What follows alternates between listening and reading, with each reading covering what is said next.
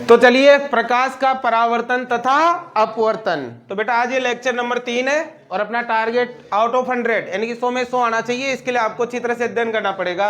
8 अंक का है, अंक हमने बता ही दिए थे। कल हमने कहाँ तक पढ़ लिया था? अवतल दर्पण से प्रतिबिंब का निर्माण। और कितनी स्थितियां बनी थी? 6। 5 स्थितियां तो हमने ट्रिक से सीखी थी। मतलब ट्रिक तो एक याद रखने का तरीका है, बाकी आपको ना आती है अच्छी तरह से। और एक स्थिति लास्ट में अलग थी। अवतल दर्पण में बनने वाले प्रतिबिंब वास्तविक और कैसे बनते हैं? उल्टे। वस्तु से बड़े या छोटे हो सकते हैं। और एक स्थिति में प्रतिबिंब कैसे बनता है? सीधा और आभासी। आज हम सीखेंगे उत्तल दर्पण से प्रतिबिंब के निर्माण। ध्यान से सुनो। अब आएगा ना 4 नंबर का, तो अवतल दर्पण से आएगा, क्योंकि उत्तल दर्पण में तो अभी कितनी स्थितियां बनाओगे? 2 ही बनाओगे। तो देखो ध्यान लगाओ, आज हम पढ़ेंगे उत्तल दर्पण से प्रतिबिंब निर्माण। ठीक है, करते हैं। उत्तल दर्पण से प्रतिबिंब निर्माण। बेटा वहां से मार्कर निकाल के ला दूसरा। ये कौन सा आ गया भाई? उत्तल दर्पण से, ये है मेरे पास। उत्तल दर्पण से प्रतिबिंब का निर्माण। चलो पहली स्थिति देखो, बताओ सबसे पहले वस्तु कहां रखी जाएगी? अनंत पर। उत्तल दर्पण बना है, तो ये देखो, ये है बेटा उत्तल दर्पण। ठीक है, इसके परावर्तक पृष्ठ का मध्य बिंदु क्या कहलाता है? ध्रुव, पी कहलाता है। और यहाँ वक्रता केंद्र, इनको मिलाने वाली काल्पनिक रेखा मुख्य अक्ष। और बताओ यहाँ क्या होता है? फोकस बिंदु F। फोकस बिंदु F। ठीक है, अच्छी तरह समझते हो। अब बताओ वस्तु कहाँ रखी जाएगी? इधर, क्योंकि परावर्तक पृष्ठ ये है तो इधर ही रखेंगे। बताओ सबसे पहले वस्तु कहाँ रखी जाएगी? अनंत पर। कहीं दूर रखी जाएगी। और कल भी आपसे बताया था अनंत पर रखेंगे तो कितनी किरणें आएगी? 1। और कहाँ होकर आएगी? मुख्य अक्ष के समांतर। अब देखो, उत्तल दर्पण है तो किरणों को फैलाएगा, मतलब किरण वापस इधर रिफ्लेक्ट करेगी, इधर जाएगी किरण। ठीक है, लेकिन इस किरण को आप कहां बढ़ाओगे? पीछे। तो बताओ ये कहां होकर निकलेगी? नियम पढ़ा है हमने, 4 नियम पढ़े गोले दर्पण के। फोकस बिंदु से जाएगी। एक किरण और ले आओ, वो भी कहां होकर आएगी? मुख्य अक्ष के समांतर। ये आए मुख्य अक्ष के समांतर, इधर आएगी ना बेटा, क्योंकि ये किरणों को फैलाता है। अब बताओ पीछे की तरफ बढ़ाओगे तो कहां होकर गुजरेगी? ये फोकस बिंदु से। कहां होकर गुजरेगी? और आपको बताया था जहां पर परावर्तित किरणें प्रतिच्छेद करती है वहीं पर क्या बनता है? प्रतिबिंब। बताओ प्रतिबिंब कहां बनेगा? फोकस बिंदु F पर। कैसा होगा? आभासी, सीधा और वस्तु से अत्यंत छोटा। 2 चीज लिखनी पड़ती है आपको। एक तो प्रतिबिंब की स्थिति। प्रतिबिंब की स्थिति बताओ बेटा कहां बना? ये बना फोकस F पर। ठीक है, आप लिखना, क्योंकि अपने पास इतना टाइम नहीं है। ठीक है ना। प्रतिबिंब की स्थिति कहां होगी? F पर। और प्रतिबिंब की प्रकृति बताओ, यहां लिखना प्रतिबिंब की प्रकृति। बताओ कहां पर कैसी होगी? आभासी। आभासी बनेगा चित्र, सीधा बनेगा, और वस्तु से क्या बनेगा? अत्यंत छोटा बनेगा। ये आपको इसमें लिखना है। समझ में आ गई बेटा? तो बताओ वस्तु मैंने कहां रखी थी?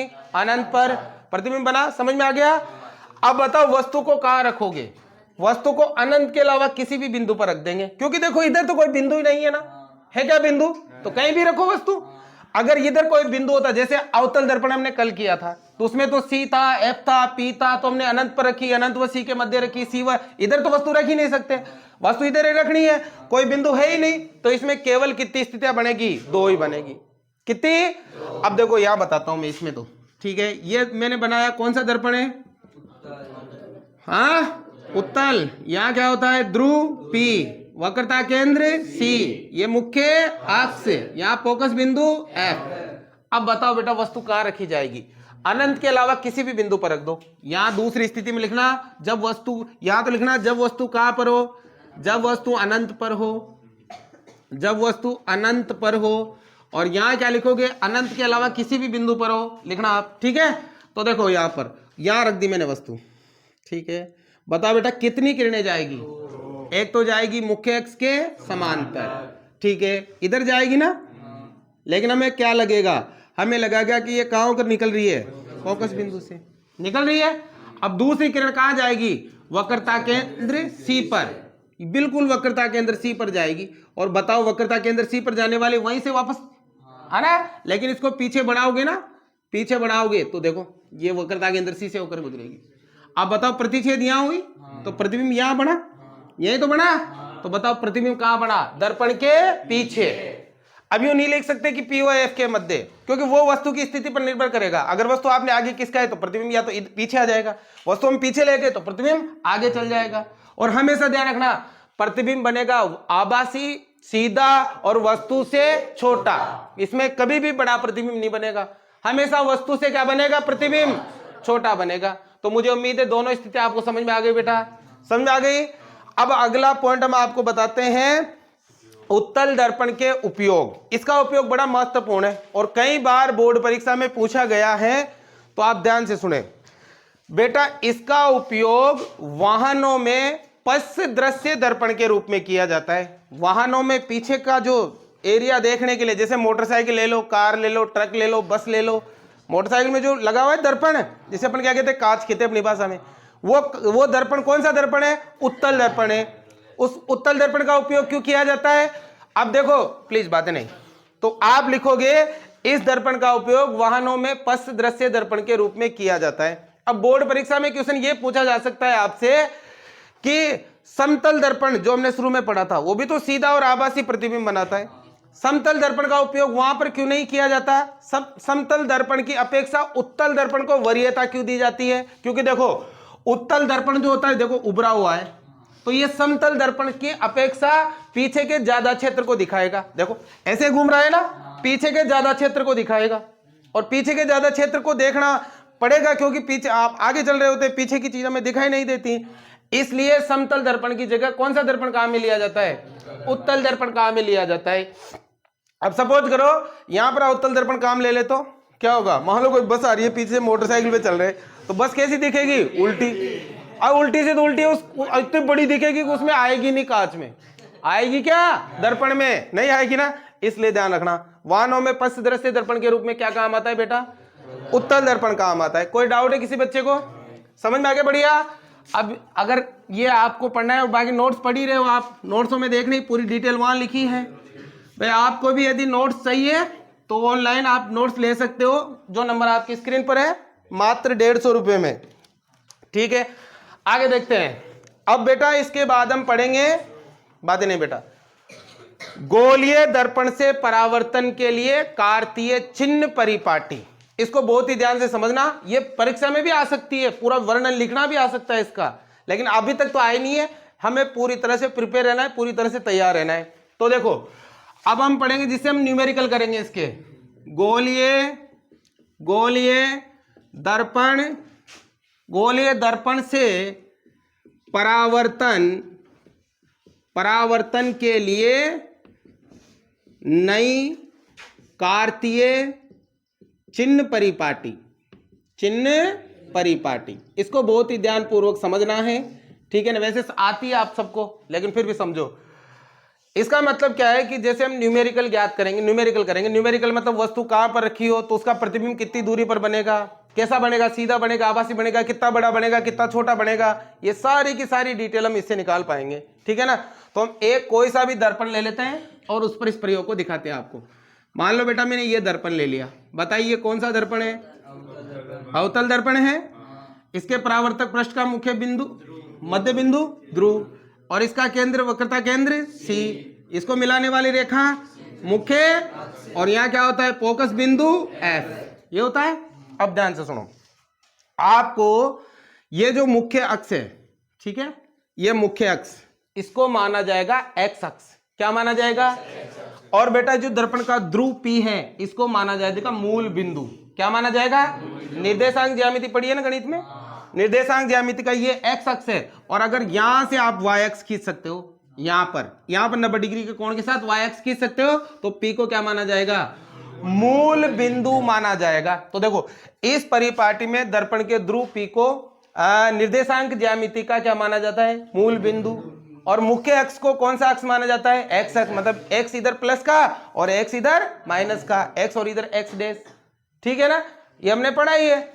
अब देखो आपको ये ध्यान रखना है, इसमें सभी दूरियां आपको मापनी है मूल बिंदु पी के लंबवत, सभी दूरियां, चाहे वो दूरी इधर की हो, चाहे दूरी इधर की हो, चाहे दूरी ऊपर की हो, चाहे दूरी नीचे की हो, सभी दूरियां कहां से मापी जाएगी? P से। यानी कि ये मुख्य ये मूल बिंदु है। ठीक है, अब देखो ध्यान से, हमेशा ध्यान रखें वस्तु आपको रखनी है बाईं तरफ, हमेशा वस्तु कहां रखनी है? बाईं तरफ रखनी है। यानी कि वस्तु का जो मान आएगा हमेशा किस में आएगा? माइनस में, क्योंकि इधर एक्स डैश होता है और इधर क्या होता है? एक्स होता है। तो हमेशा वस्तु कहां रखी जाएगी? बाईं तरफ। ये ध्यान रखना आप, हमेशा वस्तु रखनी है बाईं तरफ। ठीक है, और अगर बेटा वस्तु बाईं तरफ है, यानी कि वस्तु किधर है? बाईं ओर।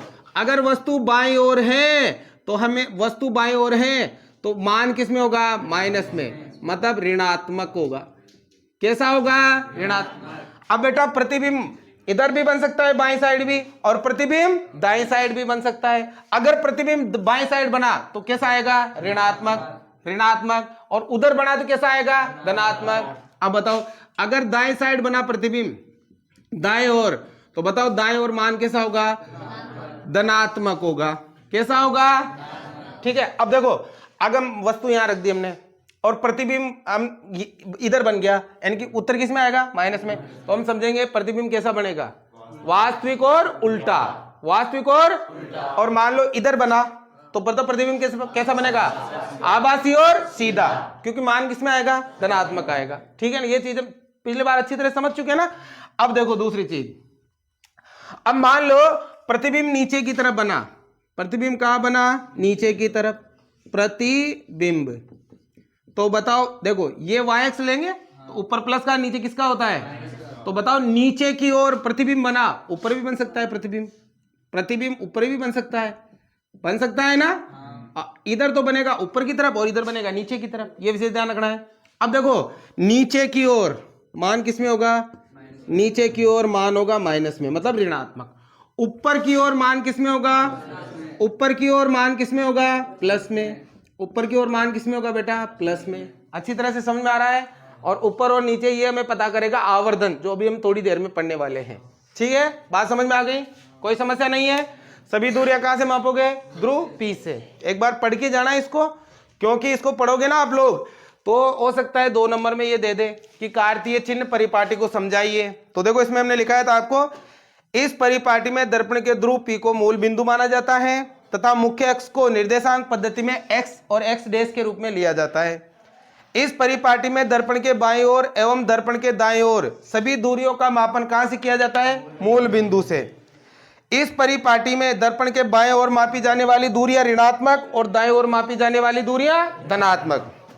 इस परिपाटी में दर्पण के ऊपर की ओर मापी जाने वाली दूरियां धनात्मक और नीचे की ओर मापी जाने वाली दूरियां ऋणात्मक होती है। ये आपके कार्तीय चिन्ह परिपाटी थी। अब बेटा इसके बाद आता है दर्पण सूत्र। हाँ आजा बेटा, अब इसके बाद थोड़ा जल्दी आया करो भाई। दर्पण सूत्र, अब देखो इसके बाद आता है दर्पण सूत्र। ये इंपॉर्टेंट है, 1 नंबर में दर्पण सूत्र भी आ सकता है और इससे रिलेटेड न्यूमेरिकल भी पूछे जा सकते हैं। तो देखो दर्पण सूत्र क्या है? यदि दर्पण में वस्तु की दूरी, वस्तु या बिंब की दूरी, बिंब की दूरी क्या हो? u हो। क्या हो बेटा? u। और प्रतिबिंब की दूरी, प्रतिबिंब की दूरी क्या हो? v हो। क्या हो? और फोकस दूरी, फोकस दूरी क्या हो? f हो। देखो कोई भी दर्पण है उसमें वस्तु या बिंब की दूरी u हो। मान लो ये वस्तु है तो यहां से यहां तक की दूरी u है, और प्रतिबिंब मान लो प्रतिबिंब यहां बना है तो यहां से यहां तक की दूरी v है। ठीक है, और फोकस दूरी, फोकस दूरी मतलब यहां से लगाकर यहां तक की ये वाली दूरी क्या है? f है। तो इन तीनों का जो व्यापक संबंध है, इन तीनों का जो व्यापक संबंध है वही संबंध क्या कहलाता है? दर्पण सूत्र कहलाता है। और तीनों में संबंध क्या है?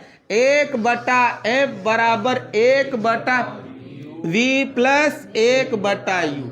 आप कैसे लिख दो, आगे पीछे कोई फर्क नहीं पड़ेगा। तो ये हो गया दर्पण सूत्र। परिभाषा भी ये ध्यान रखना, यदि दर्पण में वस्तु की दूरी u, प्रतिबिंब की दूरी v और फोकस दूरी f, तो इन तीनों में जो ये व्याप्त संबंध है ये संबंधी क्या कहलाएगा? दर्पण सूत्र कहलाएगा। और ये एक चीज हमने पहले पढ़ी ली है कि वक्रता त्रिज्या वक्रता त्रिज्या फोकस दूरी की दुगनी होती है और ये फोकस दूरी वक्रता त्रिज्या की आधी होती है। इस चीज का विशेष ध्यान रखें आप लोग। बेटा समझ में आ गया दर्पण सूत्र। अब दर्पण सूत्र के बाद आता है आवर्धन। मिटा दो इसको, लिख ही रहा है ना तुम्हारे पास। अब देखो दर्पण सूत्र के बाद आता है आवर्धन, बहुत ही महत्वपूर्ण पॉइंट है, ध्यान से समझे। अब आता है बेटा आवर्धन। देखो ये अपवर्तन आपके खत्म होने वाला है, प्रकाश का अपवर्तन, उसके बाद परावर्तन बचा है, वो भी हम जल्दी से खत्म कर लेंगे। और फिर विद्युत है, जल्दी जल्दी फ्री करो इनको। आवर्धन, देखो आवर्धन क्या है, ध्यान से सुनो। गोलीय दर्पण में हम आवर्धन से यह ज्ञात करते हैं कि प्रतिबिंब बिंब से कितना बड़ा है। आवर्धन से यह ज्ञात किया जाएगा कि प्रतिबिंब बिंब से कितना बड़ा है, या दूसरे शब्दों में अगर ये समझ में नहीं आ रही है आपको तो बेटा आवर्धन है ना, जो आवर्धन, इसका जो सूत्र होगा इस तरह से बन जाएगा। प्रतिबिंब की ऊंचाई, प्रतिबिंब की ऊंचाई और बटा बिंब की ऊंचाई, बिंब की ऊंचाई का जो अनुपात है उसे हम क्या कहते हैं, आवर्धन। देखो प्रतिबिंब की ऊंचाई और बिंब की ऊंचाई का अनुपात क्या कहलाता है, आवर्धन कहलाता है। कितनी सीधी इजी परिभाषा है। या फिर दूसरे शब्दों में कि प्रतिबिंब बिंब से कितना गुना बड़ा है, ये तो है। अनुपात का मतलब गुणा, बड़ा, कितना बड़ा और छोटा है। ठीक है, बताओ आवर्धन को कैसे लिखते हैं, एम से। प्रतिबिंब की ऊंचाई को एच डैश, बिंब की ऊंचाई को एच से। तो ये एक फॉर्मूला हो गया आपकी किसका, आवर्धन का। अगर बेटा इस आवर्धन को वस्तु की दूरी u और प्रतिबिंब की दूरी v से कंपैरिजन करे तो ये एक और सूत्र बना के देगा आपको। तब m बराबर क्या हो जाएगा, h डैश बटा h बराबर माइनस v बटा u। ये भी इसका एक फॉर्मूला बन जाता है। ये वस्तु की दूरी u और प्रतिबिंब की दूरी v से संबंध बताता है कौन, आवर्धन। समझ में आ गया। और दर्पण में और लेंस में क्या फर्क है, लेंस में यहां क्या आ जाता है और लेंस में यहां क्या आ जाएगा, प्लस। बाकी सूत्र तो सेम है दोनों में, कोई डिफरेंस नहीं है ना। अब आगे देखो, आगे एक और चीज ध्यान रखना। अगर आवर्धन में का मान ऋणात्मक आए, आवर्धन का मान कैसा है, जब हम सवाल करेंगे हल करेंगे बेटा प्लीज बातें नहीं, जब हम सवाल करेंगे और हमने m का मान निकाला, यहां हल किया और m का मान अगर किस में आ गया तो आप समझोगे प्रतिबिंब कैसा बनेगा, वास्तविक और उल्टा। ये कार्तिक के चिन्ह परिपाटी में अभी भी बताया मैंने, नीचे की तरफ उल्टा, यानी कि नीचे की तरफ मान किसमें होगा, माइनस, और माइनस में मान आ रहा है, प्रतिबिंब कैसा बनेगा, ऊंचाई के लिए आवर्धन काम आ रहा है। और अगर आवर्धन का मान किसमें आए, प्लस में। प्लस में कब आएगा, जब ऊपर की ओर, और ऊपर की ओर मान किसमें होगा, y का मान y अक्ष का धनात्मक, और धनात्मक होगा तो कैसा होगा बताओ, आभासी और सीधा। ये विशेष ध्यान रखना है। अगर आवर्धन का मान माइनस में आया तो प्रतिबिंब वास्तविक और उल्टा बनेगा, आवर्धन का मान धनात्मक आया तो प्रतिबिंब आभासी और कैसा बनेगा, सीधा बनेगा। समझ में आ गया। चलो आगे बढ़ो। इसके बाद हम कर लेते हैं दर्पण से संबंधित कुछ सवाल। आते हैं ना सवाल तुम्हें, एक दो बता देता हूं ताकि दोबारा रिवीजन हो जाएगा। बाकी तुम जितने भी मैंने लिखाए थे ना उनके घर जाके प्रैक्टिस करना। तुम्हारी किताब में जितने भी सवाल है उनकी प्रैक्टिस करना, नहीं आए तो फिर मुझसे पूछना, ठीक है ना। तो अभी एक दो सवाल मैं अपनी तरफ से बता देता हूं, पहले वाले जो हमने रिवीजन हो जाएगा थोड़ा बहुत। मिटा दो क्या, आगे बढ़ते हैं बेटा प्लीज, चोरे बातें नहीं। और थोड़ा क्या है, बातें मत करो और ध्यान लगाओ ताकि जल्दी खत्म हो जाए, क्योंकि परीक्षा अपने पास समय नहीं है अब, है ना। आज 12 तारीख हो गई, ठीक है ना। 6 मार्च से अपनी परीक्षाएं हैं, एक दिन अपना कार्यक्रम होगा उसमें निकल जाएगा, ना। बाकी एक दिन महाशिवरात्रि है उसमें निकल जाएगा, तो समय नहीं है अपने पास। अपने को पूरे प्री बोर्ड यानी कि 80 नंबर के पेपर भी तो कराने, फिर वो कब होंगे। इंग्लिश का तो शायद 1-2 दिन में करवा देंगे तुम्हारे लिए, और फिर बाकी दोनों के बचेंगे ना, वो भी जल्दी करवा देंगे। कोर्स हो जाए एक बार, मैं ये सोच रहा हूँ तो बढ़िया रहेगा, पूरा रिविजन होगा ना तो बेटर रहेगा तुम्हारे लिए। तो देखो एक सवाल कराता हूँ, मैं बोलूंगा नहीं, स्क्रीन पे आ जाएगा बेटा, आप वहां देख लेना, ठीक है ना। स्क्रीन पे शो हो जाएगा सवाल, मैं डायरेक्ट करा रहा हूं। देखो क्या लिखा है, 15 सेमी फोकस, चल तो रहा है नहीं, 15 सेमी फोकस दूरी के किसी उत्तल दर्पण में कोई बिंब 10 सेमी दूरी पर रखा है, तो प्रतिबिंब की स्थिति और प्रकृति ज्ञात कीजिए। देखो 15 सेमी फोकस दूरी। अब एक और चीज ध्यान रखनी है, यदि दर्पण अवतल है बेटा प्लीज बात नहीं, दर्पण कैसा है? तो इसकी जो फोकस दूरी होगी वो ऋणात्मक होगी। कैसी होगी? क्योंकि देखो प्रकाश किरण जाएगी इधर, यही तो होगी फोकस दूरी, और इधर मान किसमें होता है? ऋणात्मक। और वस्तु में से किधर रखी जाएगी? बाएं साइड, यानी कि माइनस में आएगा यू का मान, है ना। अवतल दर्पण की फोकस दूरी किसमें होगी? माइनस में। और बताओ उत्तल दर्पण होता तो उत्तल दर्पण भी ऐसे बनाते, और इसकी फोकस दूरी तो इधर होती है, जो कैसी होती है? धनात्मक। समझ, कोई बात नहीं, समझ में आ गया ना।